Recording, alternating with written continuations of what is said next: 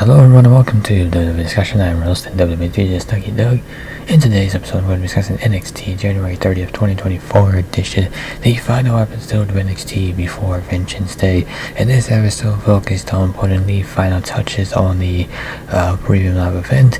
And well, it didn't really add anything of significance to the matches already announced, but it did announce a couple other matches. It announced the finals of the Dusty Classic.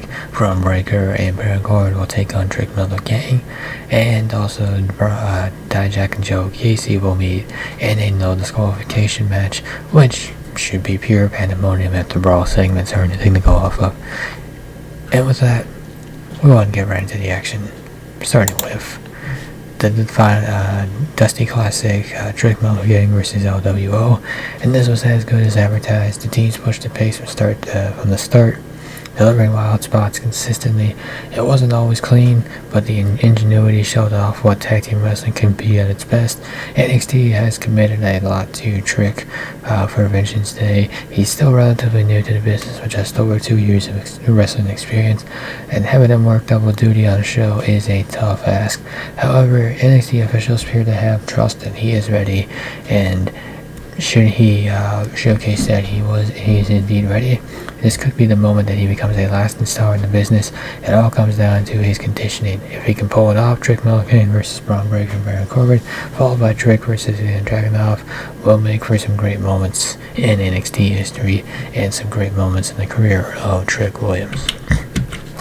JC Jane saves Chase U and ignored the odd logic of Chase giving up on Chase U before checking in with Jane's plan. This was a fun drama segment. It is not time to end Chase U, which has more that they can do, including even the potential to appear on the main roster as a group as well. Hopefully the resolution will help Chase, Hale, Jane, Hudson, and Osborne get back on track in the ring. Is it possible that there will be more complications along the way? Sure, it's entirely possible. JC Jane did pledge her loyalty to Chase U, but was she sincere in that? Note that she was the one who turned on Gigi Dolan and pretty much ended what was left of Toxic Attraction, although the argument could be made that Toxic Attraction was over when Mandy Rose got fired.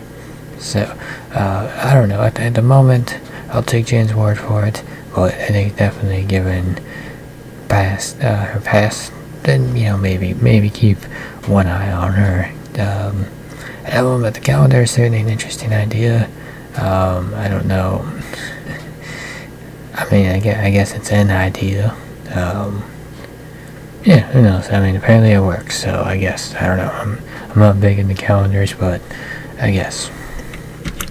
So in conclusion, NXT promised a big card in emotional moments, and well, they kind of under-delivered. Still, it was a fine show that relied upon weeks of hype preceding it to keep fans invested. Scheduled matches unfortunately didn't get enough time. Promos repeated much of what had already been said. The overall card remained mostly the same in terms of makeup and excitement.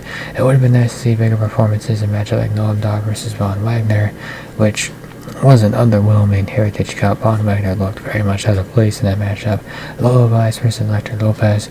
That was a decent match, and it certainly presented Lopez strong. It made Vice look lucky getting that win.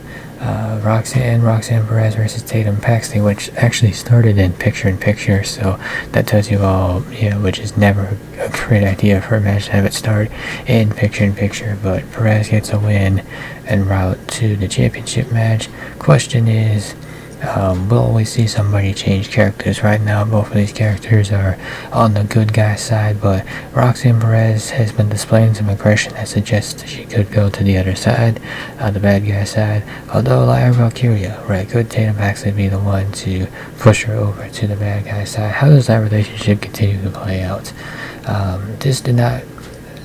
So this was not a bad show, but it certainly was a letdown, especially for a quote-unquote go-home episode.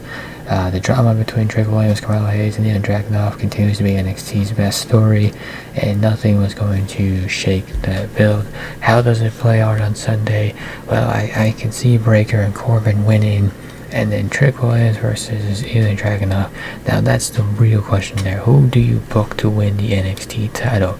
Could you book Trick Williams to win the title and then have him and Carmelo Hayes compete against each other for it at Stand and Deliver? Truth be told, I don't think there's a wrong answer here. I don't think so. Maybe you could have Carmelo Hayes cost Trick Williams the title, and then have Trick versus Melo at Stand and Deliver without the title. There doesn't seem to be a wrong answer here. Dragunov can retain, and retain. Trick can win. Yeah, either way, title or no title, Carmelo Hayes versus Trick Williams could be the headlining match at Stand and Deliver. And with that, that will conclude this episode of WWE Discussion. If you enjoyed this episode, be sure to hit that like and subscribe button down below.